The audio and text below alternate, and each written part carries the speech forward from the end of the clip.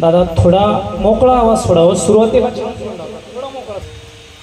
उजळले भाग्य आता ओघी चिंता वारली, संत दर्शनी हा लाभ पद्मनाभ जोडीला, संपुष्ट हे हृदय पेटी करुणी पोटी साठवू, संत दर्शनी हा लाभ पद्मनाभ जोडीला, तुका मने होता ठेवा तो या भावा सापडला, संत दर्शनी हा लाभ पद्मनाभ जोडीला,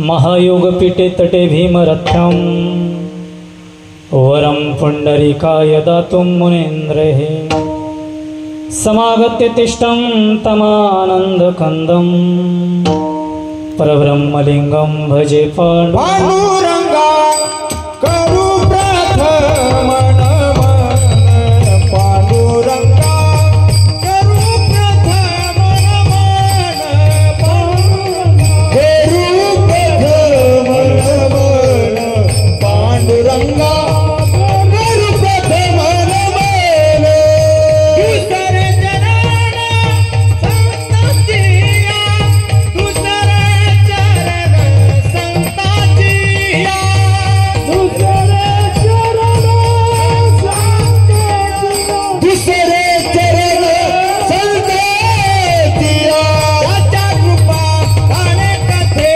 विचारू, त्याच्या कृपा गाणे कथे विचारू, त्याच्या कृपा गाणे कथे विचारू, बाबाजी सद्गुरुदास तुका हो, त्यांच्या कृपा गाणे कथे विस्तारू, त्यांच्या कृपा गाणे कथे विस्तारू, त्यांच्या कृपा गाणे कथे विस्तारू, बाबाजी सद्गुरुदास तुका दास तुका दास तुका.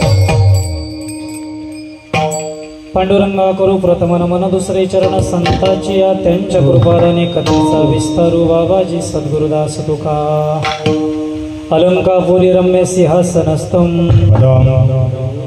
पदं भोजते स्फुरदिक् प्रदेशं, विधीन्द्रादिदेवे सदा स्तूयमानं, समाधिस्थमूर्तिं भजे ज्ञानदेवम्,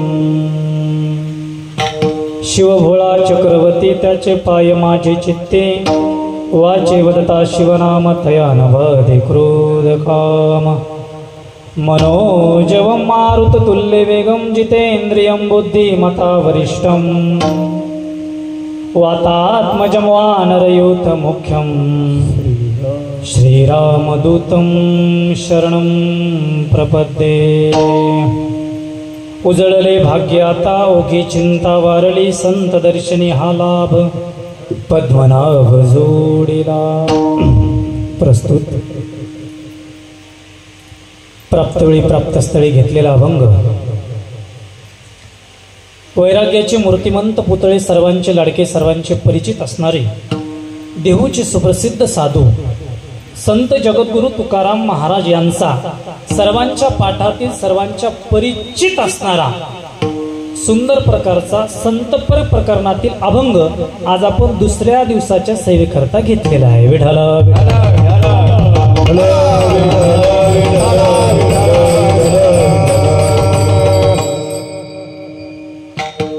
सेवेला सुरुवात करण्याच्या अगोदर थोडासा परिहार वक्त्याचा आद्य कर्तव्य म्हणून दिलाच पाहिजे.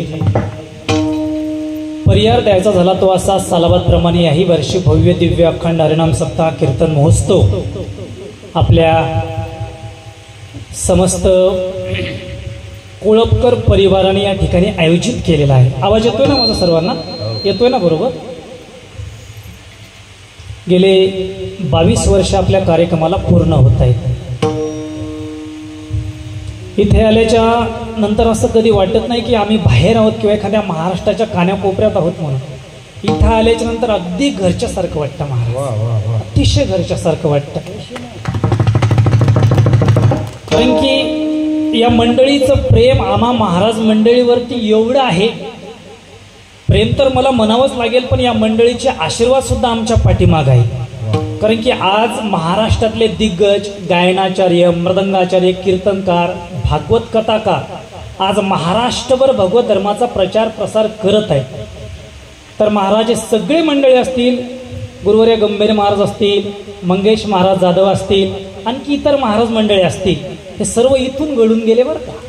हे सर्व इथून गेलेले आहेत. या कोळपकर परिवारांचा त्यांच्या पाठीमागं आशीर्वाद आहे महाराज, त्यांच्या पाठीमागं प्रेम आहे. इथं आल्याच्या नंतर आम्हाला कुठल्याही गोष्टीची उणीव भासत नाही. आणि खरोखर मी स्वतःला सुद्धा फार भाग्यवान समजतो की या ठिकाणी मला कीर्तन करण्याची संधी प्राप्त झाली, कीर्तन करण्याचा योग प्राप्त झाला. खरोखर माझं खूप मोठं महत्भाग्य या ठिकाणी मी समजतो. आज या ठिकाणी उपस्थित महाराष्ट्रातील सुप्रसिद्ध गायनाचार्य, महाराष्ट्राच्या कानाकोपऱ्यात ज्यांचं नाव आहे, हरिभक्तपरायण, यूट्यूबला सुद्धा महाराजांचे कार्यक्रम आहेत, अनिल महाराज. मी त्यांना महाराज म्हणू शकत नाही कारण की ते माझ्या गुरुप्रमाण आहेत. आणि सर्व गुरु मंडळी या ठिकाणी उपस्थित आहेत महाराज. आणि सर्व गुरुवर्य मंडळी समोर एक शिष्य कीर्तनकार करत आहे, एक शिष्य कीर्तन करत आहे, लक्षात घ्या. अनिल महाराज असतील, आमच्या वाशिम जिल्ह्याचं वैभव, ज्यांनी वारकरी चालीचा साठा आतापर्यंत जपला. आणि महाराष्ट्रामध्ये अनेक विद्वान कीर्तनकार आहेत, त्या विद्वान कीर्तनकारांना आतापर्यंत साथ करत आलेले हरिभक्तपरायण आमचे बालाजी महाराज असतील, महाराजांना सुद्धा साष्टांग दंडवत आहे. ज्यांची गोड अशी या ठिकाणी भागवत कथा चालू आहे. महाराष्ट्रातील भागवताचार्य आदरणीय आमचे मामा, ज्यांच्याकडेच मी राहिलो, थांबलो, ज्यांच्यामुळेच मला हे आळंदीसारखं पवित्र स्थान मिळालं. आणि आज नारदाच्या व्यासपीठावरती उभं राहून आज 2 ज्ञानाच्या गोष्टी तुम्हाला सांगत आहे. हरिभक्तपरायण आदरणीय रामदास महाराज खिल्लारी असतील, महाराजांच्या चरणी सुद्धा साष्टांग दंडवत. आदरणीय गुरुवर्य माधवबाबा इंगोले यांच्या आश्रमामध्ये असताना आम्ही गीतेची संहिता ज्यांच्याकडे केली, विचारसागर नावाचा ग्रंथ ज्यांच्याकडे शिकला, पंचदशी हा ग्रंथ ज्यांच्याकडे शिकला, ते आदरणीय गुरुवर्य आम्हाला वडिलाप्रमाण असणारे हरिभक्तपरायण शिवाजी महाराज शिंदे असतील, महाराजांच्या चरणी सुद्धा साष्टांग दंडवत. महाराष्ट्रातील प्रख्यात तुषार महाराज असतील, हरिभक्तपरायण श्रीकांत महाराज असतील, आणि समस्त आपला कोळपकर परिवार असेल. कोळपकर परिवारामध्ये आमचे शांभाऊ असतील, मनीष भाऊ असतील, आणि ज्यांच्यामुळं मला या ठिकाणी येण्याचा योग आला ते माझे परम मित्र, माझ्यावरती नितांत प्रेम करणारे आमचे आकाश भाऊ असतील, वैष्णवदादा असतील. या ठिकाणी पुरुष मंडळी आहेत, महिला मंडळी आहेत, सर्वांच्या चरणी साष्टांग दंडवत घालतो. तिकडे विनेकरी बाबा आहेत, साऊंड सिस्टमवाले भाऊ आहेत. कोणाचं नाव जर बोलण्याच्या वेगामध्ये राहून गेला असेल तर मी सर्वांच्या ठिकाणी क्षमा मागतो. आपल्याकडे वेळ फार कमी आहे आणि कमी वेळामध्ये आपल्याला सुंदर या ठिकाणी चिंतन या ठिकाणी करायचं आहे. म्हणून महिला मंडळी असतील, पुरुष मंडळी असतील, सर्वांच्या चरणी साष्टांग दंडवत आणि कीर्तन सेवेला प्रारंभ. विठ्ठल विठ्ठल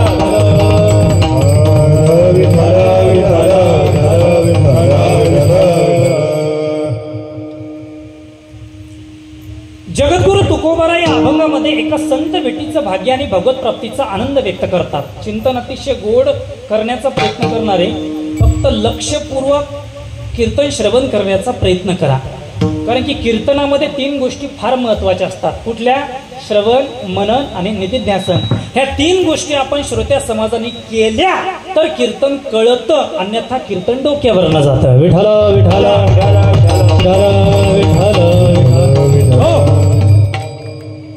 त्यामुळं व्यवस्थित पद्धतीने श्रवण करा. अतिशय गोड चिंतन मांडण्याचा प्रयत्न करणार आहे, लक्षात घ्या. जगद्गुरु तुकोबाराय या अभंगामध्ये एका संत भेटीचं भाग्य व भगवत प्राप्तीचा आनंद व्यक्त करतात. या अभंगामध्ये जगद्गुरु तुकोबाराय चिंतन करतात की बाबांनो, माझ्या जीवनामध्ये भाग्य उजळले. काय उजळले?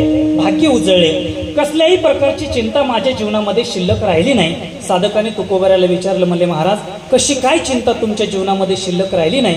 तर तुकोबाराय म्हणतात की बाबा, जी चिंता आतापर्यंत माझ्या जीवनामध्ये होती, साधू संतांच्या दर्शनामुळे ती चिंता निवृत्त झाली. बरं ठीक आहे. तुकोबारायला परत विचारलं, म्हणले तुकोबाराया, जगाचा मालक पांडुरंग परमात्मा तो देव भेटला म्हणून तुम्ही चिंता निवृत्त झाली म्हणता, मग भेटलेला जो देव आहे तुम्ही कुठं ठेवला? तर तुकोबऱ्या तिसऱ्या चरणामध्ये सांगतात, संपुष्ट हे हृदय पेटी करोनी पोटी साठवू. संपुष्ट हे हृदय पेटी परमात्मा मी हृदयामध्ये ठेवला.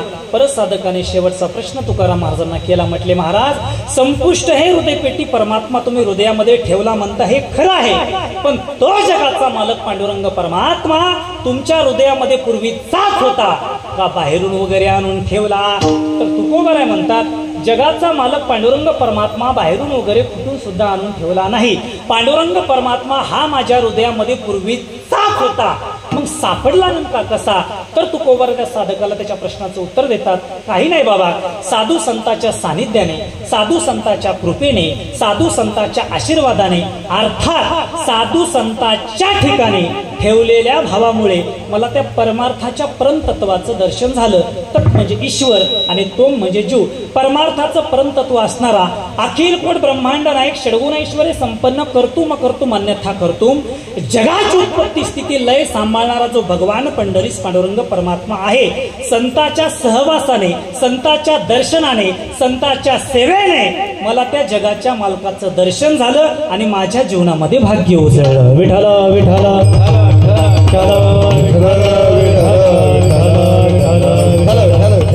कुंडली कबरदा हरी विठ्ठल श्री ज्ञानदेव तुकाराम पंढरीनाथ माऊली ज्ञानेश्वर महाराज. संतांच्या सहवासाने मला जगाच्या मालकाच्या दर्शनाची प्राप्ती झाली आणि माझ्या जीवनामध्ये भाग्य उजळलं असं जगद्गुरु तुकोबर या ठिकाणी चिंतन करतात. शास्त्राच्या दृष्टिकोनातून जर आपण या ठिकाणी विचार केला तर दोन प्रकारचं भाग्यवर कानेल महाराज. दोन प्रकारचं भाग्य कुठलं आहे? एक पारमार्थिक भाग्य आहे आणि दुसरं प्रापंचिक भाग्य आहे. आता एक पारमार्थिक भाग्य आणि प्रापंचिक भाग्य नेमकं काय असेल हो? कशाला म्हणतात? लक्षपूर्वक ऐका. प्रापंचिक भाग्य त्याला म्हणतात की जी माणसं संसाराची अपेक्षा करतात. एखादा मनुष्य दरिद्री आहे, घरामध्ये 2 टाइम जेवणाची व्यवस्था नाही, घालायला अंगावरती नीट कपडे नाहीत, एका खोपडीमध्ये राहतो, पण भगवंताच्या कृपेने त्याच्या दैवाने त्याचं प्रारब्ध बदललं. आज तो कोटी रुपयाच्या बंगल्यामध्ये राहतो. उजळले भाग्य. आता लक्षात घ्या, ज्याला घर नव्हतं त्याला घर मिळालं, ज्याला जमीन नव्हती त्याला जमीन मिळाली. तिसरा प्रश्न सांगू का? एकाचं लग्न जुळत नव्हतं त्याला बायको मिळाली. उजळले भाग्य. आता अरे लग्न होत नव्हतं, लग्न झालं, उजळले भाग्य. आता पण लक्षात घ्या, जगद्गुरु तुकोबाराने याचा निषेध करून टाकला महाराज. जगद्गुरु तुकोबारा काय म्हणतात? अरे तुम्ही संसारातल्या विषय सुखाच्या प्राप्तीला भाग्याचा भाग्य तरी नो हे धनपुत्र दारा, भाग्य तरी नो हे धनपुत्र दारा, भाग्य तरी नो हे धनपुत्र दारा, भाग्य तरी नो हे धनपुत्र दारा. निकटवास परा संता पायी, निकटवास परा संता पायी, निकटवास संता पायी, निकटवास बरा संता पायी, संता पायी निकटवास बरा. भाग्य तरी नो हे धनपुत्र दारा, निकटवास बरा संतापाई. अरे तुम्हाला आयुष्यामध्ये धनाची प्राप्ती होणं, संसारामध्ये जे तुम्हाला सुख प्राप्त होतं, तुकाराम महाराज म्हणतात ते खरं भाग्याचं लक्षण नाही. मग साधकाने महाराजांना प्रश्न केला, म्हटले महाराज खरं भाग्याचं लक्षण आम्हाला सांगा. लक्षात घ्या, तुकोबाराय म्हणतात की बाबा खरं भाग्याचं लक्षण ते आहे आणि खरा भाग्यवान व्यक्ती तो आहे. अरे ज्याने संपूर्ण आपलं सर्वस्व पांडुरंग परमात्म्याला अर्पण केलं. भाग्यवंत म्हणू कया शरण गेले पंढरी राया, शरण गेले पंढरी राया, शरण गेले पंढरी राया. भाग्य तरी म्हणू तया शरण गेले पंढरी राया, शरण गेले पंढरी राया, शरण गेले पंढरी राया, पंढरी राया, पंढरी राया. भाग्यवंत मनुजया शरण गेले पंढरीराया. अरे सर्वस्व आपलं विठेवरच्या मालकाला ज्याने संपूर्ण केलंय, म्हणजे चरणाशी जो लीन झालाय, त्याला आता कुठल्याही प्रकारची आसक्ती राहिली नाही. काय विषय तो त्यांचा झाला नारायण, नावडे जन धन माता आणि पिता. अरे त्याला कुठल्याच प्रकारची आता आसक्ती नाही. पंढरीनाथाचं चरण आणि मी, पंढरीनाथ आणि मी, देव आणि मी. आता देवामध्ये आणि माझ्यामध्ये कुठल्याही प्रकारचा भेद राहिला नाही. त्या ठिकाणी अभेद सिद्ध झाला. मी देवाला शरण गेलेला हो. आणि तुकाराम महाराज म्हणतात, जो देवाला शरण गेलेला आहे तोच खरा भाग्यवान आहे. लक्षात घ्या. तुकाराम महाराज म्हणतात, तो देवाला शरण गेला तो तर खरा भाग्यवान असेलच, पण त्यामध्ये मी सुद्धा आहे. मी कसा? तर तुकाराम महाराज म्हणतात की बाबा, माझा जन्म देहू या गावी झाला, बोलोबा असतील, कणकाई मातेच्या उदराला माझा जन्म झाला, पण माझं सर्वस्व मी पंढरीनाथाला अर्पण केलंय. माझं संपूर्ण जीवन मी पंढरीनाथाला अर्पण केलंय. मला आता कुठल्याही गोष्टीची आसक्ती राहिली नाही. आणि लक्षपूर्वक ऐका, जगद्गुरु तुकाराम महाराजाला जर आसक्ती असती तर तुकाराम महाराजांनी 4.5 एकर जमीन गोरगरिबाला दान केली नसते. आणि महाराज वरून म्हणलेच नसते, बरे झाले देवा निघाले दिवाले, म्हणले नसते. आता आसक्ती नव्हती महाराज संसाराची, त्या जमिनीची आसक्ती नव्हती, घराची आसक्ती नव्हती. 2, 1, 4, 5, 6 एकरासाठी धुऱ्यासाठी भांडणं करणारे आपण तुकाराम महाराज एकच होऊन गेले. काय तुकाराम महाराजांचं चिंतन असेल महाराज, लक्षपूर्वक ऐका. कारण काय आहे, तुमचे चेहरे मला नाराज दिसतात त्याच्यावरही चिंतन करतो. कारण की हल्ली आपल्याला शांताबाई, आलाबाबूराव ही सवय लागलेली आहे आपल्याला. कारण की चिंतन, कीर्तन, वाद, वेदांत याची सवय आपल्याला नाही. पण खरं सांगू का, जो समाज कीर्तनकाराकडनं विनोदाची अपेक्षा ठेवतो, मला तरी वाटतं 100% त्याला नरक आहे. कारण की नरकाशिवाय स्थानच नाही ना महाराज. अरे कीर्तनकाराकडनं विनोदाची अपेक्षा श्रोत्याने कधीच ठेवायची नसती. कीर्तन या शब्दाची व्याख्या काय? कीर्तन या शब्दाची व्याख्या म्हणजे फक्त संत विचाराचं प्रबोधन.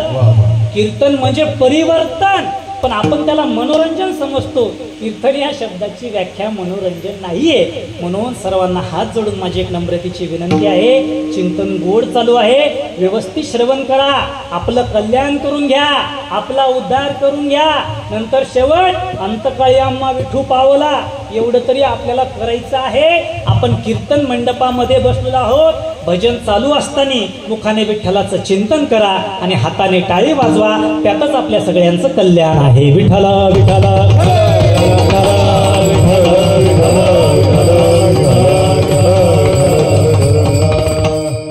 तुकोबाने म्हणतात, त्यामध्ये मी सुद्धा भाग्यवान आहे. कसे तुकाराम महाराज भाग्यवान असतील? जगद्गुरु तुकोबरा चिंतन करतात की मला सुद्धा माझ्या जीवनामध्ये संतांचा सहवास प्राप्त झाला, संतांचं सानिध्य प्राप्त झालं आणि त्या संतांच्या सानिध्याने जगाच्या मालकाचं दर्शन मला झालं आणि माझ्या जीवनामध्ये काय उजळले भाग्य. आता पण चिंता कुठलीच नाही ना, अवघी चिंता वारली असं महाराज म्हणतात. काय चिंतन असेल हो? तुकोबऱ्याला संतांचा सहवास कसा घडला? तुकोबराच्या जीवनामध्ये संतांचं मिलन कसं झालं? तुकोबरा संतांच्या सानिध्यामध्ये कसे गेले असतील आणि त्या संतांच्या सानिध्यामध्ये गेल्याच्या नंतर पांडुरंगाचं दर्शन तुकोबऱ्याला कसं झालं असेल? लक्षपूर्वक सांगा. एक वेळचा प्रसंग आहे, दादा लक्षपूर्वक ऐका. तुकाराम महाराजांची प्रकृती बिघडली होती. बिघडली म्हणजे महाराजांची प्रकृती एवढी भयंकर बिघडली होती. तुम्ही विचार करसाल की जगद्गुरु तुकाराम महाराज महाविष्णूचा अवतार होते. म्हणे रामेश्वर भट्ट तुझ्या, तुका विष्णू नाही तुझा. खरं आहे, तुकाराम महाराज जगद्गुरु होते. तुकाराम महाराजांच्या गाथ्यामध्ये 4092 अभंग आहे. अरे 4 कोटी अभंग निर्माण करणारे तुकाराम महाराज आहेत की ज्यांच्यामुळे 13 दिवसाच्या अनुष्ठानानंतर वरती गाथा येऊ शकतो. एवढे महान तुकाराम महाराज आहेत. तर त्या तुकाराम महाराजांचा अधिकार कसा असावा? त्या तुकाराम महाराजाला संतांच्या सानिध्यामध्ये जाऊन देवाच्या दर्शनाची प्राप्ती कशी झाली असावी? आणि दुसरा मुद्दा या ठिकाणी असा आहे की तुकाराम महाराजांची प्रकृती बिघडली कशी असावी? तुकाराम महाराज तर संत आहेत, पण लक्षात घ्या, तुकाराम महाराज जरी संत असले, तुकाराम महाराज एका जीववंशामध्ये जन्माला आलेले आणि जीवाला पीडा होते, जीवाला त्रास होतो. तर त्याच पद्धतीचा त्रास जगद्गुरु तुकाराम महाराजांना झाला होता. कसा झाला होता? एक वेळेचा एक प्रसंग आहे. आषाढीची वारी चालू होती आणि आषाढीची वारी चालू असताना तुकोबरायांची प्रकृती बिघडली. प्रकृती एवढी तुकाराम महाराजांची गंभीर बिघडली. दादा लक्षपूर्वक ऐका की तुकोबरायांच्या तळपायापासून तर मस्तकापर्यंत अनिल महाराज तुकाराम महाराजांच्या अंगाला ताप आला. एवढा महाभयंकर ताप आला होता की तुकाराम महाराजांची इच्छा पंढरपूरला जाण्याची होती, देवाला भेटण्याची होती. पण पंढरपूरला जावं कसं, देवाला भेटावं कसं, आषाढीचा सोहळा जवळ आलेला आहे, करावं काय, महाराजांना चिंता पडली. तर दादा तर त्यावेळेस एका झाडाखाली बसून जगद्गुरु तुकोबरा भगवंताचं नामस्मरण करत होते आणि नामस्मरण करत असताना त्या दिशेने काही संत मंडळी जात होती आणि संत मंडळी जात असताना जगद्गुरु तुकाराम महाराजांनी त्या संत मंडळीला हात जोडला आणि बाबांना विचारलं, म्हणले बाबा कुठे चाललात? तर त्यावेळेस त्या संत मंडळीने उत्तर दिलं की महाराज आषाढीचा सोहळा जवळ आलेला आहे, सगळे वारकरी पंढरपूरच्या दिशेने रवाना होत आहेत, आम्हाला सुद्धा पंढरपूरला जायचं आहे. तर लक्षात घ्या, जगद्गुरु तुकाराम महाराजांनी त्या संत मंडळीला हात जोडले आणि सांगितलं बाबांनो तुम्ही पंढरपूरला चाललात, माझा एक निरोप पांडुरंगाकडे तुम्ही देता का? काय द्यायचा महाराज? काही नाही, मी तुमच्याकडे एक पत्र देतो, ते पत्र घ्या आणि पंढरपूरला गेल्याच्या नंतर पांडुरंगाचं दर्शन झाल्याच्या नंतर भगवंताच्या चरणावरती ते फक्त पत्र ठेवा, एवढा माझ्यावरती तुम्ही उपकार करा. लक्षात घ्या, जगद्गुरु तुकाराम महाराजांनी पत्र काढलं आणि मोजून त्याच्यामध्ये 36 अभंग लिहिले. किती? 36 अभंग लिहिले आणि त्या संत मंडळीला सांगितलं की बाबा हे पत्र घ्या आणि पंढरपूरला गेल्याच्या नंतर विठ्ठलाच्या चरणावर ते पत्र ठेवा, एवढा माझ्यावरती तुम्ही उपकार करा. कारण की तुम्ही कोण आहात? तुम्ही संकाधिक तुम्ही सनकाधिक संत, तुम्ही सनकाधिक संत,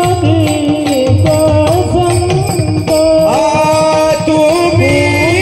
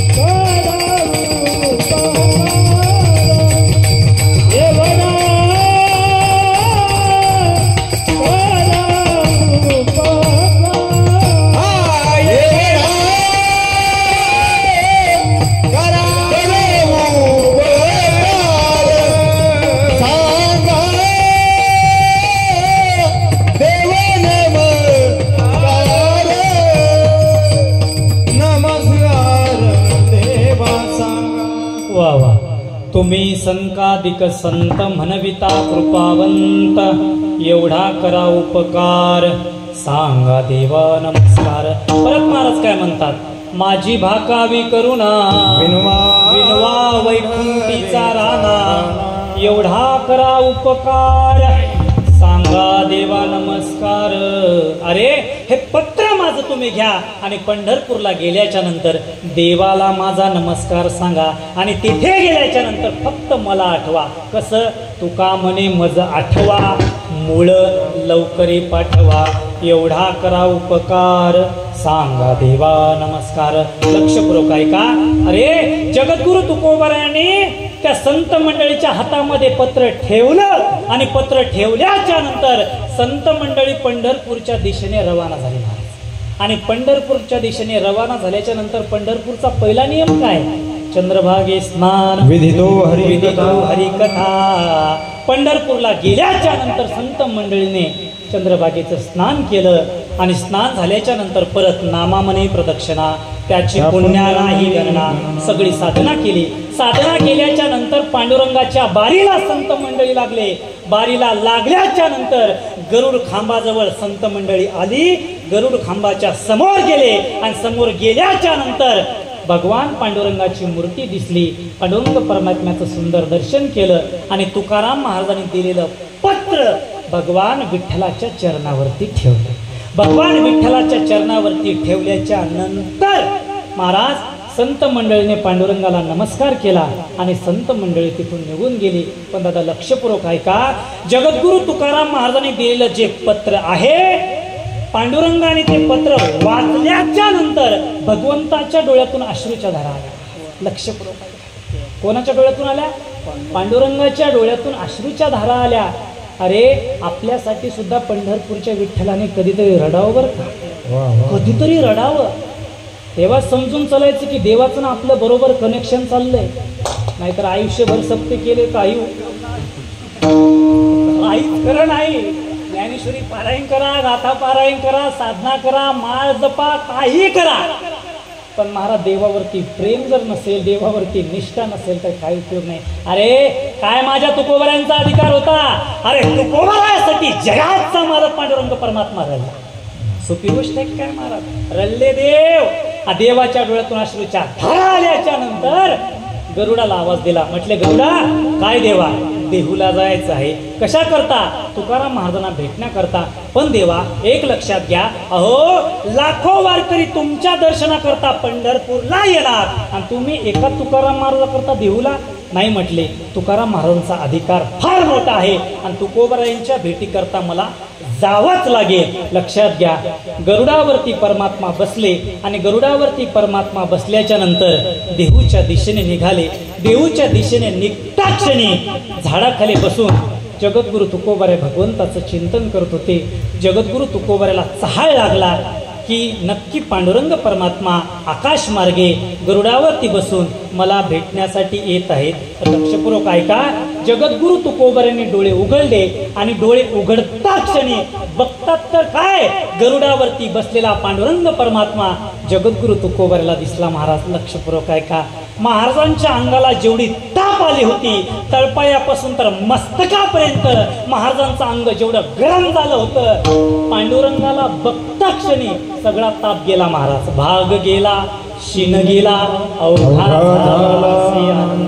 एवढा आनंद जगद्गुरु तुकोबाऱ्याला झाला महाराज. आणि आनंदाच्या भरामध्ये तो गरुडावरती बसलेला पांडुरंग परमात्मा बघून जगद्गुरु तुकोबाराय म्हणतात, पिवळा पितांबर कैसा गगने झळकला, पिवळा पितांबर कैसा गगने झळकला, गरुडावर बैसुनी माझा कैवारी आला, हो गरुडावर बैसुनी माझा कैवारी आला, गरुडावर बैसुनी माझा कैवारी आला, हो गरुडावर बैसुनी माझा कैवारी आला, विठोबाचे राज्य आम्हा नित्य दिवाळी, विठोबाचे राज्य आम्हा नित्य दिवाळी.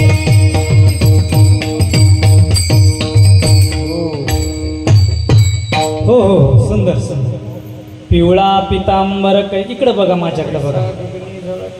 गगनी झळकला, गरुडावर बैसुनी माझा कैवारी आला. अरे गरुडावरती बसलेला पांडुरंग परमात्मा बघून जगद्गुरु तुकोबाऱ्यांना महाराज फार आनंद झाला.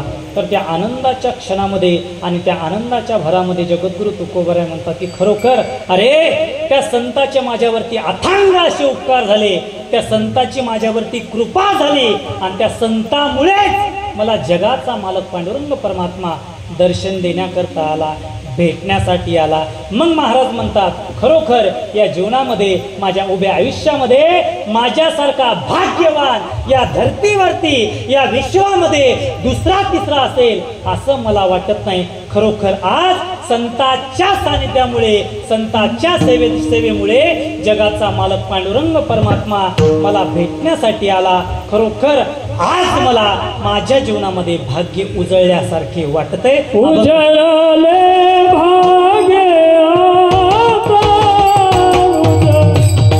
उजळले भाग्य आता, उजळले भाग्य आता, उजळले भाग्य आता,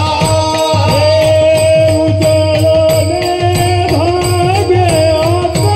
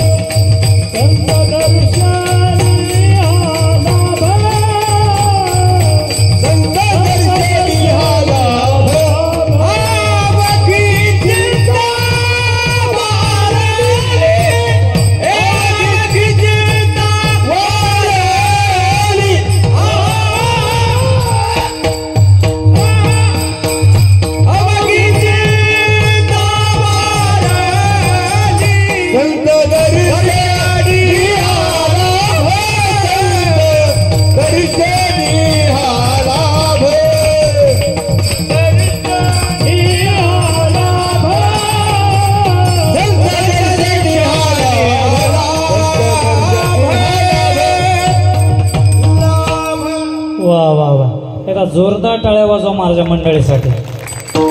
आपल्या महत् भाग्याने बरं का आकाश भाऊ, आपलं काहीतरी थोर भाग्य, एवढी महान मंडळी आपल्याला या ठिकाणी लाभलेली आहे. सोपं नाही. फक्त यांना आणखी 5 दिवस राहिलेले आहेत. किती? दुसरा आहे आजचा. 6 दिवस राहिल्या. कैऱ्या खाऊ घालू नका, कैऱ्या सांभाळा, कैऱ्या नाही ते जरा बरं चालू आहे सध्या, नाहीतर लय अवघडी. खरोखर आपल्या भाग्याने मंडळी लाभली महाराज. सोपं नाही बरं का दादा, लक्षात घ्या. एवढी कला प्राप्त करून घेण्यासाठी आळंदीला राहावं लागतं.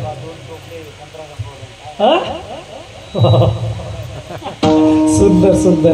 नाही खरोखर लक्षात घ्या, कला एक कला असते महाराज. मधुकरीचं अन्न सेवन करून आळंदीला राहावं लागतं. गुरुमंडळीच्या सानिध्यात राहावं लागतं. ज्ञानोबराची प्रदक्षिणा करावी लागते. ज्ञानोबराच्या मंदिरात जाऊन 2 टाइम दर्शन करावं लागतं. तेव्हा बाबा ही कला प्राप्त होते बाबा. सगळी गोष्ट प्राप्त होते. मधुकरीचं अन्न कधी भेटतं कधी भेटत नाही. कधी कधी वेळ पडली तर वडापाव म्हणा, असंही आपल्याला दिवस काढावे लागतात. पण एवढी नाही आहे ना महाराज. अहो सध्या बरं आहे, सध्या आता सोशल मीडियाचा काळ आहे, मोबाईल आहे, आता अडचण नाही. आता विना पाहऱ्याला जरी गेलं तरी 3000 कुठंच गेले नाहीत. सोडून द्या. आता कीर्तन करायला 5-6 हजार देतात, तर त्याच्यामध्ये काहीच नाही आहे ना. पण पूर्वी, आता आमच्या मामांना माहिती, पूर्वीचा काळ असा होता, मामांनी आमच्या शिवाजी भावांनी सप्ते केले महाराज, तर पूर्वी 8 दिवसाचे त्यांना 50 रुपये द्यायचे, बरोबर ना. 50 रुपयावरती सप्ते केले महाराज. पण आताचा काळ बदलला. काळ नाही बदलला, माऊलीची कृपा झाली. लक्षात घ्या, आज माऊलीच्या कृपेमुळे तुमच्या लोकांचं आमच्यावरती प्रेम वाढलं आणि पैशाची सुद्धा कमतरता नाही महाराज. लक्षात घ्या, खरोखर या मंडळीचे आभार मानावे तेवढी या ठिकाणी कमी आहे. चला असू द्या, आपल्या महत् भाग्यानेच ही मंडळी आपल्याला लाभलेली आहे, म्हणून परत त्यांना मी या ठिकाणी वंदन करतो. लक्षपूर्वक ऐका.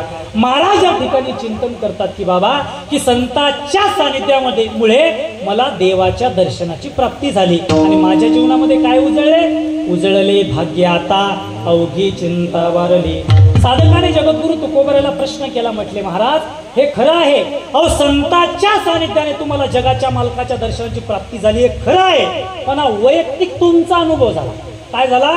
वैयक्तिक तुमचा अनुभव झाला. तुम्हाला संतांची सेवा घडली, संतांचा आशीर्वाद तुम्हाला प्राप्त झाला, त्या संतांचं दर्शन तुम्हाला प्राप्त झालं आणि संत दर्शनी हा लाभ पद्मनाभ जोडीला खरं आहे. तुमचा वैयक्तिक अनुभव झाला. पण सर्वसामान्य माणसाला जर देवाच्या दर्शनाची प्राप्ती करून घ्यायची असेल, सर्वसामान्य माणसाला जर देवाला भेटायचं असेल, तर सर्वसामान्य मनुष्यांनी काय करावं? तर तुकाराम महाराज त्या साधकाला सांगतात की बाबा, सर्वसामान्य माणसाने एकच करायचं. काय करायचं? संतांची सेवा करायची, संताला आपल्या घरी आणायचं, संताला चांगलं खायला प्यायला घालायचं. जसं कोळपकर परिवार आमच्या महाराज मंडळीला घालत आहे तसं. लक्षात घ्या, संत मंडळीची सेवा करायची आणि काय करायचं? अरे निष्काम पद्धतीचा भाव देवावरती ठेवायचा. त्या सामान्य स्वरूपाच्या मनुष्याला सहज पद्धतीने देवाची प्राप्ती होईल. त्याला कुठली साधना करण्याची गरज नाही, कुठल्या इंद्रायणीमध्ये जाऊन स्नान करण्याची गरज नाही, पंढरपूरला जाण्याची गरज नाही, किंवा माळ जपण्याची गरज नाही, ज्ञानेश्वरी वाचण्याची गरज नाही, गाथा वाचण्याची गरज नाही. फक्त संतांची सेवा, फक्त संतांची सेवा आणि भगवंतावरती निष्काम भाव त्या व्यक्तीने ठेवावा. त्याला सहज सेवा हे देवा उत्तम, हे देवा उत्तम, हे देवा उत्तम. तुका म्हण संत सेवा हे देवा उत्तम, हे देवा उत्तम, हे देवा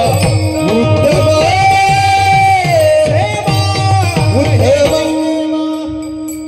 तुका म्हणे संत सेवा हेची देवा उत्तम. लक्षात घ्या, संतांच्या सेवेने तुम्हाला देवाच्या दर्शनाची सहज पद्धतीने प्राप्ती होऊ शकते.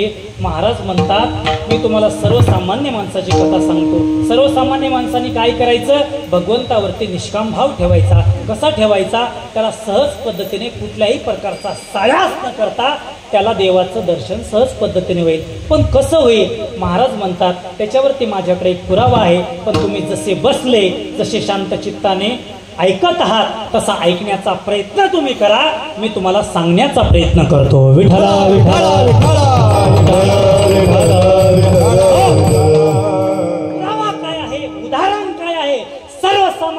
मनुष्याला जर देवाची प्राप्ती करून घ्यायची असते तर काय केलं असतं, काय करायचं? तर महाराज म्हणतात त्याने देवावरती फक्त भाव ठेवायचा. काय उदाहरण एक लक्षात घ्या. बालाजी महाराज तीर्थावळीमध्ये आलेलं उदाहरण आहे. ज्यावेळेस संत श्रेष्ठ ज्ञानेश्वर महाराज आणि संत श्रेष्ठ नामदेव महाराज तीर्थयात्रेकरता जात होते. तीर्थयात्रेकरता जात असताना त्या जंगलामध्ये, त्या अरण्यामध्ये एक हरपाल नावाचा भक्त राहायचा. एक हरपाल नावाचा भक्त राहायचा. दृष्टांत अतिशय गोड आहे, लक्षपूर्वक ऐका. तो हरपाल नावाचा भक्त त्या झाडावरती बसून आलेल्या व्यक्तीची वाट पाहायचा. आलेल्या व्यक्तीची वाट कशा करता पाहायची? ज्या व्यक्तीकडे काहीतरी आपल्याला सोनं मिळेल, काहीतरी आपल्याला द्रव्य मिळेल, काहीतरी पैसा मिळेल, तो घ्यायचा.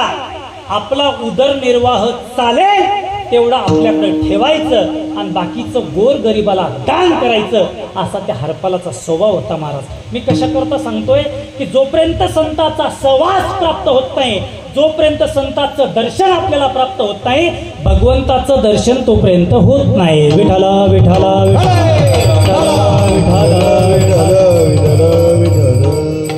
तर त्या हरपाल नावाचा जो भक्त आहे त्या अरण्यामध्ये, त्या जंगलामध्ये त्याचं झाडावरती वास्तव्य असायचं. महाराज तर वास्तव्य असताना झाडावरती चढला. उन्हाळ्याचे दिवस होते, ऊन तापायला लागलं आणि ऊन तापायला लागत असताना त्याचं महत् भाग्य एवढं सुंदर होतं.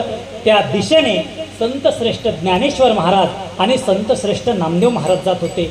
संत श्रेष्ठ ज्ञानेश्वर महाराज आणि संत श्रेष्ठ नामदेव महाराज जात असताना हरपालाला वाटलं की कोणीतरी संत महात्मे या दिशेने जात आहेत म्हणता क्षणी त्या हरपालाने जोराने झाडावर खालती उडी मारली आणि उडी मारता क्षणी महाराज ज्ञानोबराचं दर्शन त्याला प्रथम झालं. ज्ञानोबरांच्या चेहऱ्याकडे बघितल्याच्या नंतर तो हरपाल ज्ञानोबरांना म्हणतो, माऊली अहो, सूर्याच्या तेजालाही तुमचं तेज लाजवेल, चंद्राच्या तेजालाही तुमचं तेज लाजवेल. दिसायला आपण संन्यास दिसता, कोण आहात? संत श्रेष्ठ ज्ञानेश्वर महाराजांनी आपला परिचय दिला. ज्ञानोबराय म्हणतात, मी ज्ञानेश्वर आहे. वा वा, तुम्हाला भेटून आणि तुम्हाला बघून खरोखर आज मला माझ्या जीवनामध्ये भाग्य उजळल्यासारखं वाटतंय. उजळले भाग्य आता अवघी चिंता वारली. एवढा आनंद महाराज त्या हरपालाला झाला. आणि नंतर नामदेवरायाकडे बघितलं. नामदेवराया, आपण सुद्धा तसाच. आपलं नाव काय? नामदेवरायाने आपला परिचय दिला, माझं नाव नामदेव आहे. कोठे चाललात? आमची तीर्थयात्रा चालू आहे. हरपालाने ज्ञानोबरायांच्या आणि नामदेवरायांच्या चरणी साष्टांग दंडवत घातलं. हरपाल ज्ञानोबरायांना नामदेवरायांना म्हणतो, माऊली काहीच अंतरावरती माझं घर आहे. माझ्या घरी 2 घास जेवण करण्यासाठी तुम्ही चला, भोजन करण्यासाठी तुम्ही चला. लक्षपूर्वक ऐका. ज्ञानोबराला आग्रह केला, संत नामदेव महाराजाला आग्रह केला. आग्रह केल्याच्या नंतर ज्ञानोबराय नको नकोसे म्हणत होते. ज्ञानोबराय हरपालला म्हणतात की हरपाला बाबा, तुझ्या घरी येण्यासाठी आम्हाला भोजनाची अडचण नाही, तुझ्या घरी येण्याची सुद्धा आम्हाला अडचण नाही, पण आम्हाला प्रवास पुष्कळ दूरचा करायचा आहे, म्हणून तुझ्या घरी येणं शक्य नाही. पण नामदेवराय फार चतुर होते महाराज. अहो असणारच ना. अरे 5 वर्षाचे नामदेवराय असताना महाराज जगाचा मालक पांडुरंग परमात्मा नैवेद्य हातीचा मूर्तीची. अरे जगाचा मालक पांडुरंग परमात्मा नामदेवरायच्या हाताने. नामदेवराय 5 वर्षाचे होते तेव्हा देव जेवला महाराज. नामदेवराय किती चतुर असतील, नामदेवरायचा भाव किती होता. नामदेवरायांनी हळूच ज्ञानोबरायच्या कमरेला चिमटा घेतला आणि ज्ञानोबरायला नामदेवराय म्हणतात, माऊली अहो सकाळी नाश्ता सुद्धा तुम्ही करू दिला नाही. अहो सकाळी नाश्ता सुद्धा तुम्ही करू दिला नाही. एवढं भोजनाचं आमंत्रण आपल्याला हरपालाच्या घरी आलेलं आहे. आपण हरपालाच्या घरी जेवण करण्यासाठी जाऊ. तर लक्षपूर्वक ऐका. ज्ञानोबराय नामदेवरायला म्हणतात, नामदेवा जायचंय? हो जायचंय. दादा नामदेवराय आणि संत श्रेष्ठ ज्ञानेश्वर महाराज त्या हरपालाच्या घरी भोजन करण्याकरता आले. आणि आल्याच्या नंतर हरपाल घराजवळ आला आणि घराजवळ आल्याच्या नंतर आपल्या पत्नीला मोठ्याने आवाज दिला, अगं घराच्या बाहेर, घराच्या बाहेर हे म्हणता क्षणी हरपालाची पत्नी घराच्या बाहेर आली. आणि घराच्या बाहेर आल्याच्या नंतर हरपालाला म्हणाली, काय हो, कशाला एवढं ओरडताय? काय झालंय? कोणी घरी आपल्या पाहुणे आलेत का? हो आपल्या घरी पाहुणेच आलेले आहेत. कोण आलेले आहेत? अगं बघ ना, अगं सूर्याच्या तेजालाही ज्यांचं तेज लाजवेल, चंद्राच्या तेजालाही ज्यांचं तेज लाजवेल, आणि तुला माहित आहे जगाचा मालक पांडुरंग परमात्मा ज्यांच्या सोबत अखंड तत्वज्ञानाची चर्चा करतो ते संत श्रेष्ठ ज्ञानेश्वर महाराज आणि संत श्रेष्ठ नामदेव महाराज आपल्या घरी आलेले आहेत. विठ्ठला विठ्ठला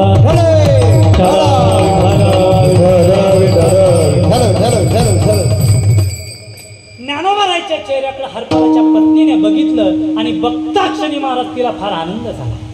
एवढा आनंद झाला की हरपालाच्या पत्नीला तिचा आनंद गगनात सुद्धा मावेना महाराज. तिने काय केलं, आपल्या घरामध्ये गेली. नवऱ्याचा आदेश होता, संत ज्ञानेश्वर महाराज आणि संत नामदेव महाराज आपल्या घरी भोजन ग्रहण करण्याकरता आलेले आहेत, त्यांच्यासाठी गोडधोड जेवणाची व्यवस्था कर. हरपालाची पत्नी घरात गेली. पण महाराज, काय माणसाचं प्रारब्ध असतं, काय पांडुरंग माणसाची परीक्षा बघतो. ज्ञानोबाराय घरी यावे, संत श्रेष्ठ नामदेव महाराज घरी यावे, त्यांच्या जेवणाची व्यवस्था करण्यासाठी घरामध्ये एकही धान्याचा कण शिल्लक नसावा. हरपालाच्या पत्नीने सगळे डब्बे बघितले महाराज. ज्ञानोबारायांच्या जेवणाची व्यवस्था करण्याकरता, नामदेवरायांच्या जेवणाची व्यवस्था करण्याकरता घरामध्ये एकही धान्याचा कण शिल्लक नव्हता महाराज. डोळ्यातून टप्प दिशा अश्रूच्या धारा आल्या. कोणाच्या? हरपालाच्या पत्नीच्या. तिला रडू आवरेना आणि मोठ्याने आपल्या नवऱ्याला आवाज दिला. म्हटले, अहो, घरामध्ये एकही धान्याचा कण शिल्लक नाही, कसं करणार? तुम्ही तर ज्ञानेश्वर महाराजांना आणि संत नामदेव महाराजांना आपल्या घरी जेवण करण्याकरता घेऊन आले, आता काय करायचं? हरपाल हुशार होता.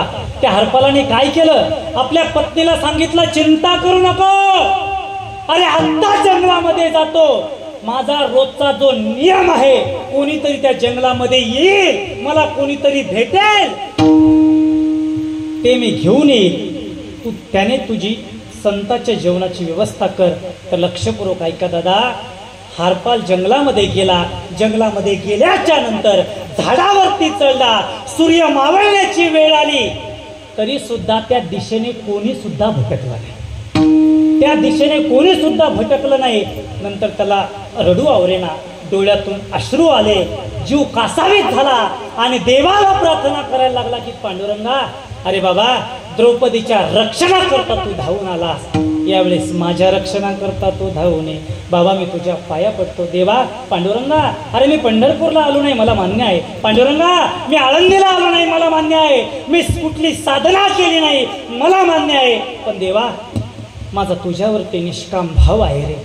आज माझी परीक्षा बघू नको. देवा, आज माझ्या घरी कोण आलं तुला माहित आहे? अरे, ज्ञानियांचे राजे ज्ञानोबाराय माझ्या घरी आलेले आहेत, संत नामदेव महाराज घरी आलेले आहेत आणि त्यांच्या जेवणाची व्यवस्था करण्याकरता मला काहीतरी मिळावं या अपेक्षेने मी अरण्यामध्ये आलेला आहोत. देवा, कोणाला तरी पाठव, कोणाला तरी पाठव. म्हणजे काय, त्याचा स्वभाव होता, आलेला एखादा श्रीमंत माणूस पकडायचा. श्रीमंत माणूस पंढरीनाथ भगवान,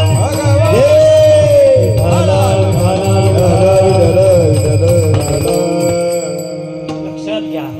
तर त्या क्षणी देवाला त्याने प्रार्थना केली की देवा, कोणाला तरी पाठव. महाराज, भगवंताला दया आली. देवाने काय केलं, अरे कोणाला तरी कशाला पाठवायचं, मी स्वतंत्र याच्या रक्षणाकरता खंबीर आहे. बघा, परमात्मा भक्ताच्या रक्षणाकरता किती खंबीर असतो. महाराज, देवाने काय केलं, एका सावकाराचा वेश धारण केला. सावकाराचा वेश धारण केल्याच्या नंतर या 5 बोटामध्ये सोन्याच्या अंगठ्या घातल्या, या 5 बोटामध्ये सोन्याच्या अंगठ्या घातल्या, गळ्यामध्ये सोन्याचं लॉकेट टाकलं. चांदीचा रथ होता, त्या रथामध्ये परमात्मा विराजमान झाले. पण कोणाच्या वेशामध्ये? एका सावकाराच्या वेशामध्ये. लक्षात घ्या, पांडुरंग परमात्मा एका सावकाराच्या वेशामध्ये त्या रथामध्ये विराजमान झाल्याच्या नंतर त्या हरपालाच्या दिशेने त्या जंगलाकडे निघाले. जंगलाकडे निघाले असताना घोड्याच्या टापाचा आवाज त्या हरपालाच्या कानावरती आला आणि त्या हरपालाने टप्प दिशी झाडावरून खालती उडी मारली. आणि उडी मारता क्षणी पाहतो तर काय, एक सुंदर सावकार मला दिसतोय की ज्याच्या उजव्या हाताच्या 5 बोटामध्ये सोन्याच्या अंगठ्या आहेत, डाव्या हाताच्या 5 बोटामध्ये सोन्याच्या अंगठ्या आहेत, गळ्यामध्ये सोन्याचं लॉकेट आहे. एवढा श्रीमंत सावकार मी आतापर्यंत कधी बघितला नाही. त्या हरपालाला आश्चर्य वाटायला लागलं, महाराज, हे कोण असावं, कोण असावं, एवढं सुंदर व्यक्तिमत्व कोण असावं? तर त्या क्षणी तो देवासमोर म्हणजे त्या सावकारासमोर गेला आणि समोर जाता क्षणी त्याचा पहिला स्वभाव असा होता महाराज, आलेल्या प्रत्येक व्यक्तीला तो विचारायचा. काय विचारायचा? अरे बाबा, तुला पंढरपूर माहित आहे का? तू कधी पंढरपूरला गेला होता का? तुझ्या गळ्यामध्ये तुळशीची माळ आहे का? हे प्रत्येक प्रश्न तो प्रत्येक व्यक्तीला विचारायचा. आणि हेच प्रश्न महाराज देवाला त्याने विचारले. देवाला विचारले म्हणजे सावकाराला विचारले. आणि त्या सावकाराला तो हरपाल म्हणतो, का रे बाबा, दिसायला फार सुंदर दिसतो. अरे तुझ्यासारखा सुंदर व्यक्ती मी आतापर्यंत बघितलाच नाही. कोण आहेस? या प्रश्नाचं उत्तर मला दे. तर देवानी महाराज मान हलवली. देवानी एकाही प्रश्नाचं उत्तर दिलं नाही. त्या हरपालाने पहिला प्रश्न केला, अरे काय पंढरपूर माहित आहे का? कोणाला विचारतोय? देवालाच विचारतोय. दुसरा प्रश्न विचारला, गळ्यामध्ये तुळशीची माळ आहे का? भगवंतानी मान हलवली. महाराज भगवंतानी प्रत्येक प्रश्नाचं उत्तर नाही नाहीच दिलं. पण पांडुरंग परमात्मा मनातल्या मनामध्ये म्हणतात, अरे बाबा, अरे वेड्या, तू मला विचारतो की तुझ्या गळ्यामध्ये माळ आहे का? एक लक्षात घे, माझ्या माळीचं सोडून दे, पण माझ्या नावानं सगळं जग मंगळसूत्र घालतं, ते पण माळीचं, हे तू कधीच विसरू नको. विठाला विठाला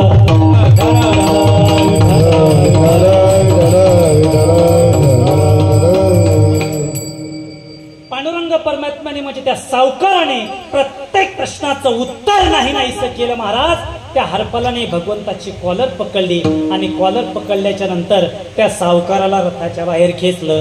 रथाच्या बाहेर खेचता क्षणी भगवंताच्या अंगावर म्हणजे देवाच्या अंगावरती, त्या सावकाराच्या अंगावरती जेवढं काही होतं, सोन्याचं लॉकेट होतं, अंगठ्या होत्या, सगळं घेतलं. आणि सगळं घेतल्याच्या नंतर तो हरपाल घरी आला. घरी आल्याच्या नंतर आपल्या बायकोला म्हणतो, अगं पुष्कळ वेळ झालेला आहे, संत मंडळी सकाळपासून उपाशी आहेत, त्यांच्या तू जेवणाची व्यवस्था कर. महाराज हरपालाच्या पत्नीने सुंदर स्वादिष्ट प्रकारचा स्वयंपाक केला. काय स्वयंपाक केला असेल हो? उन्हाळ्याचे दिवस होते महाराज. काय स्वयंपाक केला असेल? आमरस केला, कुरड्या केल्या, पापड्या काढल्या, भजी काढली, पुरणपोळ्या काढल्या. तोंडाला पाणी सुटू देऊ नका, आपण जेवून आलोय, जेवून आलोय, तोंडाला पाणी सुटू देऊ नका. अरे स्वादिष्ट प्रकारचा आमरस हरपालाच्या पत्नीने केला, पुरणपोळीचा स्वयंपाक केला. का? ज्ञानेश्वर महाराज सारखे महान संत, नामदेवराय सारखे महान संत माझ्या घरी आलेले आहेत. तिला आनंद वाटला.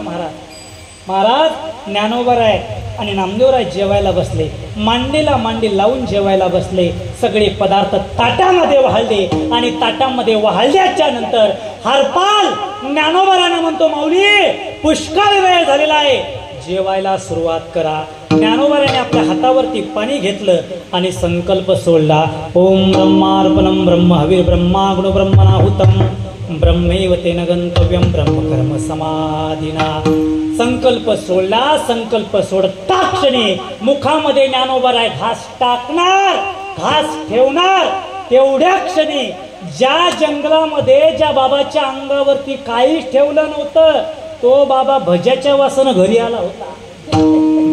कोण? पांडुरंग परमात्मा घरी आला नाही का, कोपऱ्यामध्ये असा खुडखुड खुडखुड खुडखुड करत बसला. तर तेवढ्या क्षणी ज्ञानोबरायांचं लक्ष भिंतीच्या कोपऱ्यावरती गेलं आणि कोपऱ्यावरती गेल्याच्या नंतर ज्ञानोबा हरपाला म्हणतात, हरपाला भिंतीच्या कोपऱ्यामध्ये खुडखुड खुडखुड करत कोण बसलंय? अरे बाबा तू कोण आहे, कुठला आहे? अरे संत पंगत आहे, या संत पंगतीमध्ये त्याला घेऊ नये, आपल्या सोबत त्याला जेवायला बसव. बघा महाराज संताचे शब्द काय. आणि आपण दरवाजे लावून काही काही माणसं जेवतात महाराज, दरवाजे लावून. ते म्हणते आपला वास तिकडे गेला पाहिजे, नाही तर ते लगेच येईल. पहिलाच आपला स्वयंपाक कमी केलेला आहे आणि महिला मंडळीने कधी पण स्वयंपाक एक्स्ट्रा केला पाहिजे बरं का. कधी काही येईल, कधी कोणता पाहुणा शिल्लक येईल, काही सांगताच येत नाही. तर महाराज तेवढ्या क्षणामध्ये ज्ञानोबाराचं लक्ष गेल्याच्या नंतर ज्ञानोबा त्या हरपालला म्हणता, बाबा त्याला आपल्या पंक्तीमध्ये बसव. हरपाल तेथे गेला. गेल्याच्या नंतर पाहतो तर काय, अरे बाबा हे तर जंगलाचं गिराईक दिसतंय. अरे जंगलातलाच गिराईक आहे, पण या बाबाला मी आमंत्रण दिलं नव्हतं, हा बाबा घरी आला कस काय? महाराज त्या हरपालाने त्या सावकाराला म्हणजे देवाला ढकलून देण्याचा प्रयत्न केला, त्याला काढून देण्याचा प्रयत्न केला. पण तो देव आहे महाराज, तो जगाचा बाप आहे, चतुरा तो श्रोमणी, गुण लावण्याची खाणे, मुकुट सकळा म्हणी धन्य तोची विठोबा. अरे तो चतुर परमात्मा आहे, चांगल्या चांगल्याला तो ढकलल्या गेला नाही, याला काय ढकलल्या जाणार आहे महाराज, लक्षात घ्या. देव जातच नव्हते, या हरपालाने एक मोठी काठी घेतली, देवाच्या अंगावरती मारायला धावला. धावता क्षणी ज्ञानोबाराय आपल्या पांतळवारीवरनं उठले आणि उठता क्षणी हरपालाच्या हातातली काठी पकडली.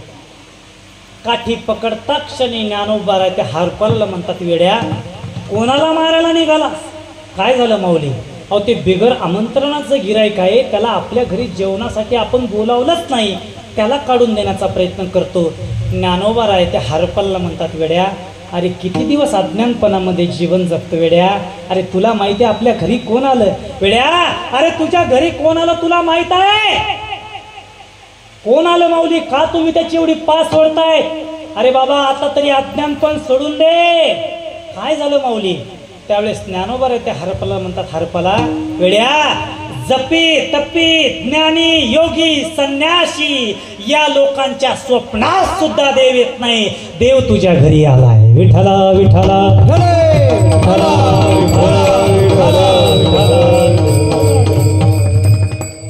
अरे देवाच्या प्राप्तीकरता कितीतरी अथांग साधना करावी लागते, कारण की देवाच्या प्राप्तीकरता ज्ञान मार्ग आहे, देवाच्या प्राप्तीकरता कर्म मार्ग आहे, देवाच्या प्राप्तीकरता योग मार्ग आहे. पण ज्ञान मार्ग, कर्म मार्ग, योग मार्ग हे सर्वसामान्य मनुष्याकरता नाही. सर्वसामान्य मनुष्याकरता फक्त भक्ती आहे, पण तू भक्ती सुद्धा तेवढी केली नाही, फक्त तेवढा तुझा भाव आहे. आणि तुझ्या भावाच्याच कारणाने जगाचा मालक पांडुरंग परमात्मा तुझ्या घरी तुला भेटण्यासाठी आलेला आहे. त्यावेळेस हरपाल ज्ञानोबारायांना म्हणतो, माऊली मला दिसत का नाही? लक्षात घ्या, ज्ञानोबाराने त्या हरपालाच्या मस्तकावरती हात ठेवला. हात ठेवता क्षणी त्याचं सगळं अज्ञान पण निघून गेलं. लक्षपूर्वक ऐका, ज्ञानोबाराने त्या हरपालाच्या मस्तकावरती हात ठेवला तर त्या हरपालाचं अज्ञान पण गेलं. काय विशेष आहे? अरे माझ्या ज्ञानोबारायचा अधिकार एवढा मोठा आहे. किती मोठा आहे? माझ्या ज्ञानोबाराने रेड्याच्या मस्तकावरती हात ठेवला तर रेडा वेद बोलला. आमच्यासारखे रेडे बोलणार नाहीत का? आणि आमच्यासारखे सोडून द्या, त्या हरपाला सारख्या सर्वसामान्य माणसाचं अज्ञान पण जाणार नाही? जाणार नाही? गेलं. ज्ञानोबारायची त्याच्यावरती कृपा झाली आणि त्याला पांडुरंगाचं सहज दर्शन झालं. महाराज दर्शन कुठं झालं? पाठीमागं त्यानं बघितलं आणि पाठीमागं बघता क्षणी पंढरपूरला ज्या पद्धतीने सुंदर ते ध्यान उभे विठेवरी करकटावरी ठेवून या असा तो परमात्मा ज्या पद्धतीने तिथे उभा आहे, त्याच पद्धतीने हरपालाच्या घरी तो परमात्मा उभा आहे. पण तो हरपाल हुशार होता. त्या हरपालाने पांडुरंगाचं दर्शन एकदम केलं नाही. अगोदर त्या हरपालाने ज्ञानोबारायांचं दर्शन केलं आणि नंतर भगवंताचं दर्शन केलं. लक्षपूर्वक ऐका, तुकाराम महाराज म्हणतात, त्या हरपालाने कुठल्याही प्रकारचा सायास न करता न लगती सायास जावे वनांतरा सुखे येतो घरा नारायण. कुठल्याही प्रकारचा सायास न करता तरी सुद्धा त्याला जगाच्या मालकाच्या दर्शनाची प्राप्ती झाली. देवाचं दर्शन त्याला झालं. कारण काय? अंतकरण फक्त निर्मळ होतं, अंतकरण फक्त स्वच्छ होतं, अंतकरणामध्ये देवाबद्दल भाव होता, अंतकरणामध्ये संताबद्दल निष्ठा होती, अंतकरणामध्ये संताबद्दल श्रद्धा होती. आणि त्या श्रद्धेपायी, त्या श्रद्धेमुळे जगाचा मालक पांडुरंग परमात्मा त्याच्या घरी आला आणि त्या जगाच्या मालकाने हरपालाला दर्शन दिलं. पण त्या हरपालाने अगोदर पांडुरंगाचं दर्शन घेतलं नाही. अगोदर कोणाचं दर्शन घेतलं? अगोदर ज्ञानोबारायांचं दर्शन घेतलं, नंतर नामदेवरायांचं दर्शन घेतलं आणि नंतर भगवान विठ्ठलाचं दर्शन घेतलं.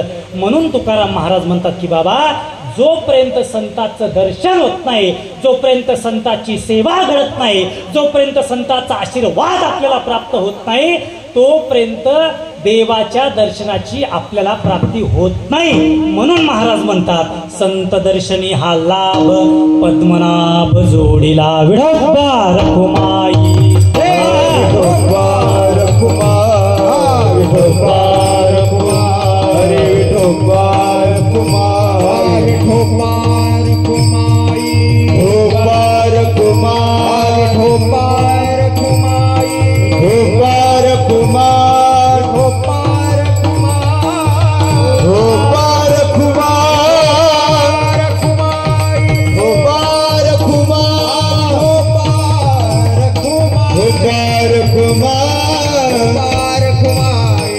विठोबार कुमार हरे विठोबार कुमार विठोबार कुमार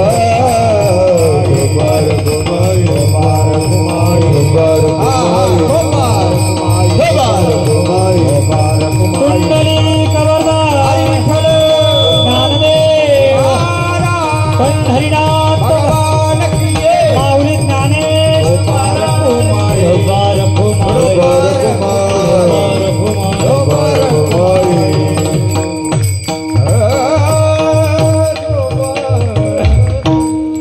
संत दर्शनी हा लाभ पद्मनाभ जोडीला. म्हणून जगद्गुरु तुकोबर त्या साधकाला सांगतात की बाबा, जोपर्यंत संताचं दर्शन तुला प्राप्त होत नाही, जोपर्यंत संताचा सहवास प्राप्त होत नाही, तोपर्यंत जगाच्या मालकाची दर्शनाची प्राप्ती सहज पद्धतीने होऊ शकत नाही. कारण की का, देवाचं दर्शन जर प्राप्त करून घ्यायचं असेल तर अगोदर संताचं दर्शन करणं. संतावीन प्राप्ती नाही, संतावीन प्राप्ती नाही, संतावीन प्राप्ती नाही, संतावीन प्राप्ती नाही.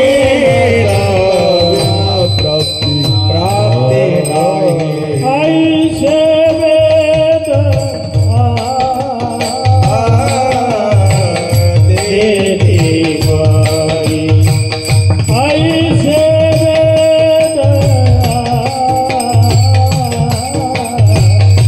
देती शिवाजी महाराज तेने ऐसे वेद देती बाई, ऐसे वेद देती बाई.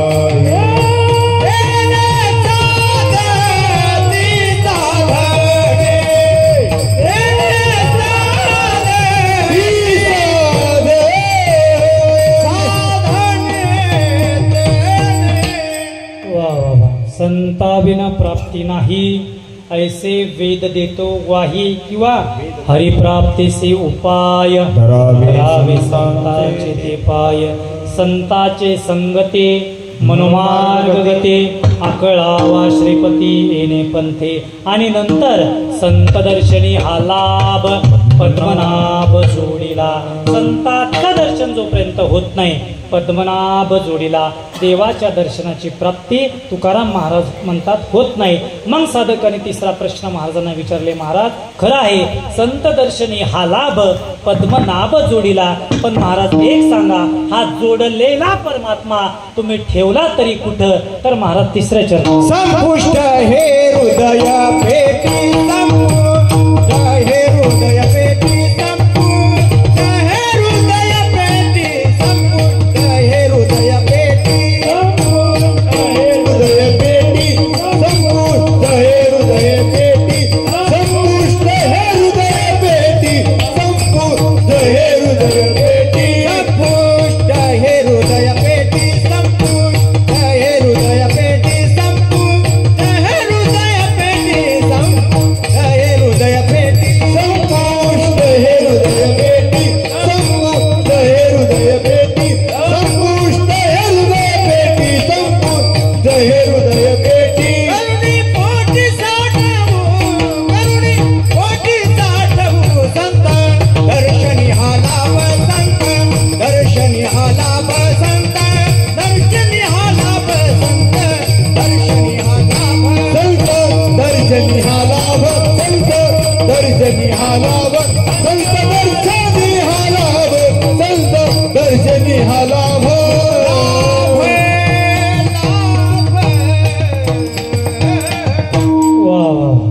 संपुष्ट हे हृदय पेटी करोनी पोटी साठो. अरे तो हृदयामध्ये परमात्मा आहे, पण हृदयातला परमात्मा बाहेर जर आपल्याला काढायचा असेल, त्या देवाचं दर्शन जर आपल्याला करून घ्यायचं असेल, काय करावं लागेल? तुकाराम महाराज म्हणतात त्याच्यावरती तुम्हाला तेवढा भाव ठेवावा लागेल, त्याच्यावरती तुम्हाला तेवढी श्रद्धा ठेवावी लागेल, त्याच्यावरती तुम्हाला तेवढी निष्ठा ठेवावी लागेल. कारण की तो परमात्मा तुमच्यापासून दूर नाही. अरे अहम ब्रह्मास्मी, मी वासुदेव तत्वता. अरे तुझं हे तुझं पाशी, परी तू जागा चुकलाशी, चुकलिया वर्म फेरा पडे. अरे तुझ्यातच परमात्मा आहे, पण तुझ्या अज्ञानपणाच्या लक्षणामुळे तो तुला कळत नाही, तो तुला सापडत नाही. कारण का? तुझ्या हृदयामध्ये 3 दोषाचा वास आहे. कुठले 3 दोष? मल, विक्षेप आणि आवरण. मल या शब्दाचा अर्थ असा होतो ज्याच्या अंतकरणामध्ये पाप वासना आहे. पाप वासना. आता ही पाप वासना म्हणजे नेमकं काय? एखाद्याचं चांगलं जर चाललं तर आपल्याला बरं न लागणं, आपल्याला बरं न लागणं. उदाहरणार्थ शेजारच्या बाईने किंवा शेजारच्या बाईला तिच्या नवऱ्याने चांगले दागिने घालायला दिले किंवा घेऊन दिले, तर दुसरी बाई तिच्यावर जळते. माय बाई, तिच्या नवऱ्याने किती दागिने दिले, माझा नवरा एक देत नाही. याला म्हणतात जळकेपणा. खरंय ना? लक्षात घ्या. याला म्हणतात जळकेपणा, याला म्हणतात दुसऱ्याचं वर्चस्व नसणं होणे. उदाहरणार्थ आमचे बालाजी महाराज एवढे सुंदर गातात, आमचे अनिल महाराज एवढे सुंदर गातात, पण त्यांच्यामध्ये तिसरा गायक आला. अनिल महाराज काय गातात, बालाजी महाराज काय गातात, त्यांच्यापेक्षा मीच भारी गाऊन गातो. म्हणजे काय?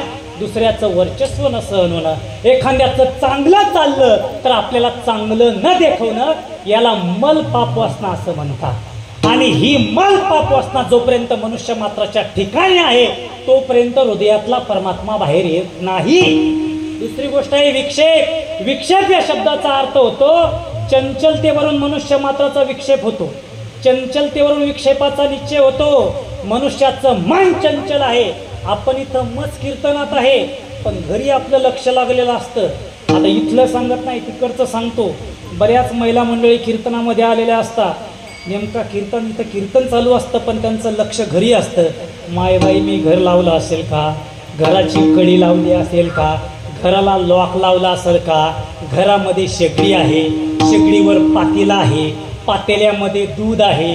जर मांजर आली दूध पिऊन गेली तर माझ्या या बोकोबाला कशानं चहा पाजू? बरोबर ना? तिच्या मनामध्ये त्या भावना तयार होतात. कारण की लक्ष कीर्तन मंडपामध्ये नसतं, कीर्तन लक्ष हे बाहेर असतं. एवढं मनुष्याचं मन चंचल आहे. जोपर्यंत मनुष्यामधला चंचलपणा जात नाही, मनुष्याचे विचार जोपर्यंत बाहेर जात नाहीत आणि मनुष्याचे विचार एकनिष्ठ होत नाहीत, तोपर्यंत संपुष्टातला परमात्मा बाहेर येत नाही.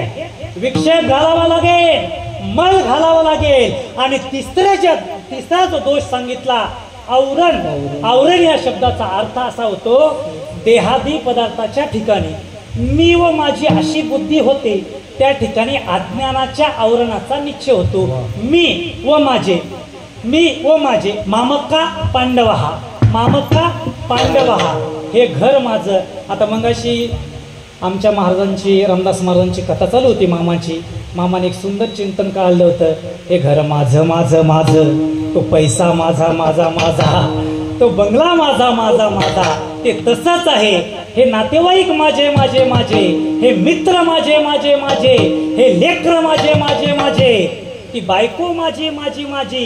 हे माझं माझं माझं माझं माझं करू करू ठेवून छंद माझे माझे, ठेवून छंद माझे माझे, ठेवून छंद माझे माझे, ठेवून छंद माझे माझे.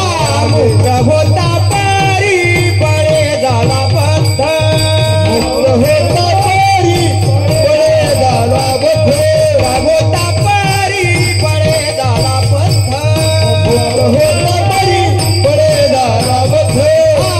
ठेवून छंद माझे माझे, ठेवून छंद माझे माझे माझे, ठेवून छंद माझे माझे, ठेवून छंद माझे माझे माझे. छंद घेऊन लक्षपूर्वक ऐका.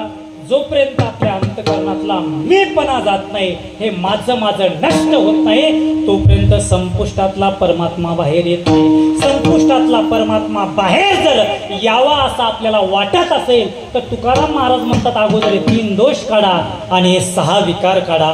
काम काढून टाका, क्रोध काढून टाका, लोभ काढून टाका. अरे कोणाबद्दल द्वेष बाळगू नका. अरे एखाद्याचं चांगलं होत असेल तर होऊ द्या ना, काय अडचण आहे तुम्हाला. शेजारच्याला मुलगा झाला, चांगली गोष्ट आहे, व्हावा. शेजारच्याचा मुलगा नोकरीवर लागला, UPSC ची परीक्षा करत आहे, आज तो मोठा अधिकारी झाला. अरे आपल्याला आनंद झाला पाहिजे. दुसऱ्याच्या चांगल्या आनंदामध्येच आपला आनंद आहे.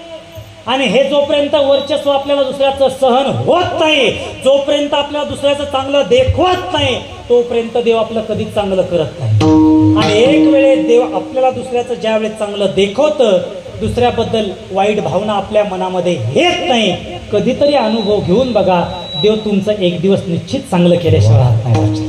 देव तुमचं एक दिवस निश्चित चांगलं करेल. फक्त महाराज म्हणतात, या 3 दोषाची निवृत्ती करा, या विकाराचा त्याग करा, संपुष्टातला परमात्मा सहज पद्धतीने बाहेर येईल. पण बाहेर येण्याकरता तुम्ही काय करा, अगोदर त्याच्यावरती निष्काम श्रद्धा ठेवण्याचा प्रयत्न करा, त्याच्यावरती निष्काम भाव ठेवण्याचा प्रयत्न करा. कसा भाव? अरे शबरीने जसा भाव ठेवला तसं शबरीला प्रभू रामचंद्राने दर्शन दिलं. द्रौपदीने जसा भगवान श्रीकृष्ण परमात्म्यावरती भाव ठेवला, भगवान श्रीकृष्ण परमात्मा पांडवाच्या घरी थांबले. नामदेवराने जसा भगवंतावरती भाव ठेवला, नामदेवराच्या हातून पांडुरंग परमात्मा जेवले. अरे विदुराची पत्नी सुलभाच्या हाताने, महाराज लक्षात घ्या, भगवान श्रीकृष्ण परमात्म्याने केळीची साल खाल्ली. साल खाल्ली ना, कारण की का, विदुराची पत्नी सुलभा, तिचा तेवढा भाव देवावरती होता, ती स्नान करत होती, पण ती देहभान विसरून गेली की माझ्या दारापुढं कोण आलंय. कृष्ण आवाज ऐकता क्षणी स्नान करता तसंच दाराजवळ आली, देवाचा हात पकडला, केळ जवळ होती, केळीचा गर स्वतः खात होती आणि केळीची साल भगवान श्रीकृष्ण परमात्म्याला खायला देत होती. पण देवाने ती केळीची साल खावी आणि त्या केळीच्या सालीमध्ये सुद्धा देवाला गोडवा वाटावा. याच्या पाठीमागचं कारण काय, तर फक्त अंतकरणातला भाव आहे महाराज. आणि त्या अंतकरणातला भाव जोपर्यंत जागृत होत नाही, महाराज म्हणतात, त्या देवाचं दर्शन तुम्हाला होऊ शकत नाही. अरे तो तिथंच आहे, त्याला लांब शोधण्याची गरज नाही. बरोबर आहे, विठ्ठलचरी स्थळी भरला, रीता ठाव नाही उरला, सर्वा घटी राम देहा देई एक, सूर्यप्रकाशक सहस्त्रश्मी, देश काळ वस्तू भेद, मावळला आत्मा निखाळला विश्वाकार. अरे जेडे प्रत्येक ठिकाणी त्या भगवंताचं वास्तव्य आहे, तुम्हाला बाहेर शोधण्याची त्याला गरज नाही, तो तुमच्यातच आहे, तो देव तुमच्याच जवळ आहे. हे अज्ञान पण काढून टाका. संताला तुम्ही शरण जा, भाव जागृत करण्याचा प्रयत्न करा, भाव ठेवण्याचा प्रयत्न करा, तो तुम्हाला सहज पद्धतीने सापडून जाईल. कारण की परमात्मा हा फक्त भावाचा भुकेला आहे.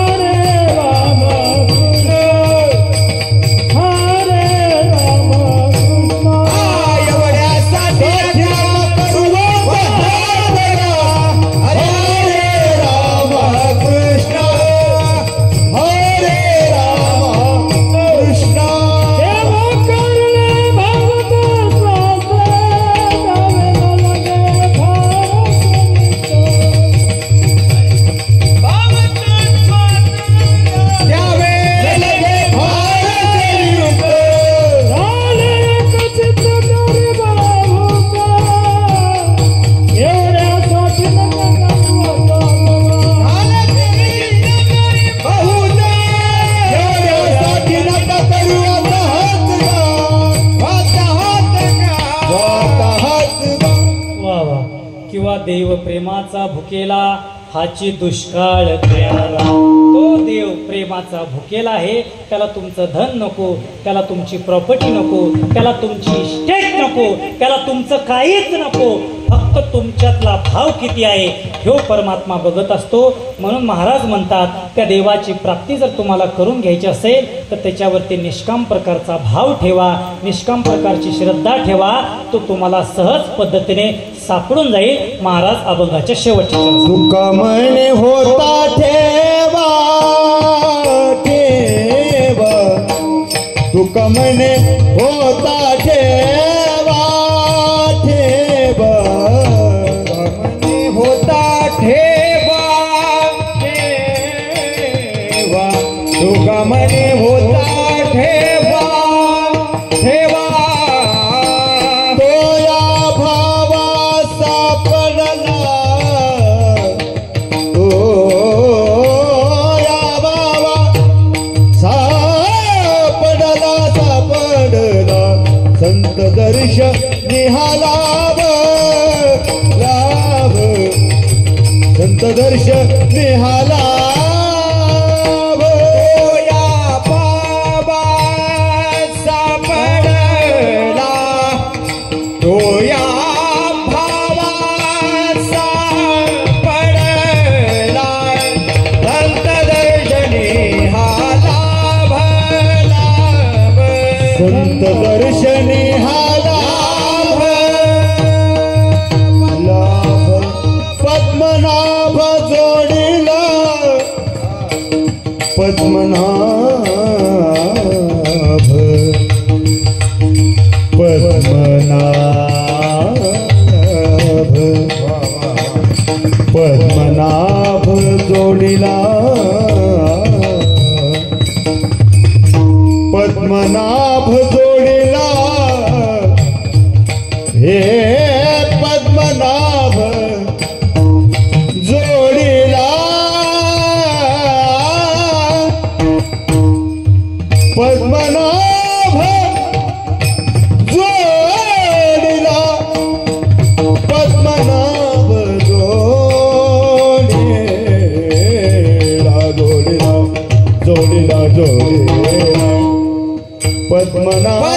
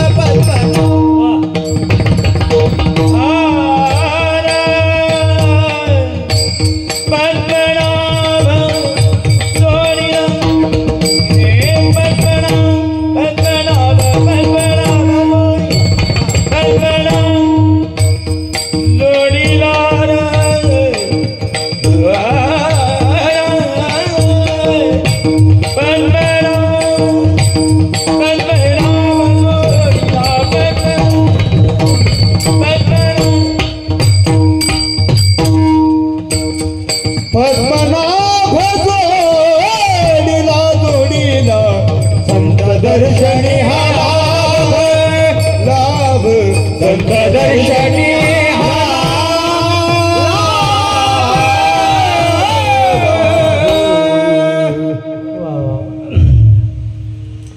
तुका मने होता ठेवा तो या भावा सापडला, संत दर्शनी हा लाभ पद्मनाभ जोडीला. यथामध्ये यथा अवकाश चिंतन करण्याचा प्रयत्न मी आपल्या समोर केलेला आहे. अभंगाचा भावार्थ असाच असेल असंही काही नाही बरं का.